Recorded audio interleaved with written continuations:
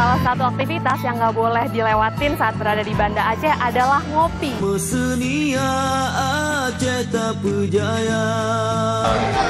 Kita duduk sini itu bukan hanya ngopi saja, tapi udah jadi seperti keluarga.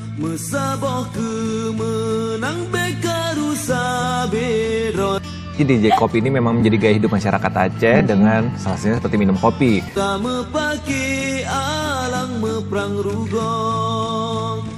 Kalau dulu misalnya orang yang punya aja minum kopi, kalau sekarang beda. Anak muda ada minum, orang kaum hawa ada minum, orang dermawan ke atas lagi minum juga.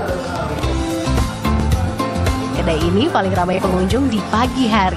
Ada yang memang datang untuk sarapan, ada pula yang sekedar ingin bercakap-cakap dengan rekan bisnis atau keluarga. Kalau duduk sini itu dia punya taste-nya lebih khas, diferensiasinya itu lebih ada gitu. Dan dari sejak lama itu, dari zaman dulu sampai sekarang, taste-nya itu masih sama.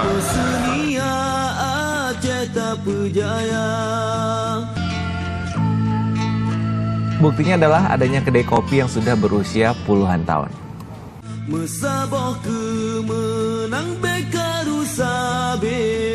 Telah berdiri sejak 1975, cara meracik kopi di kedai ini menarik.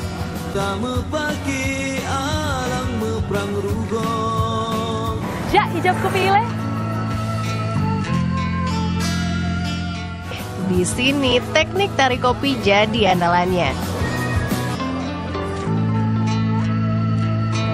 Menjamurnya kedai kopi Aceh tak lain karena jumlah penikmat kopi yang terus meningkat.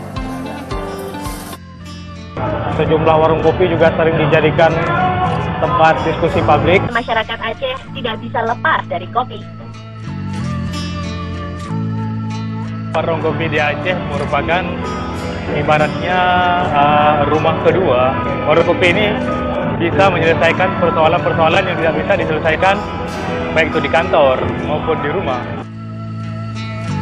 Lain beta tunggu dep ngan bangsa drama senia Aceh tak pejaya mesaboh kemenang beka rusa berota mepaki alang meprang rugong tak memat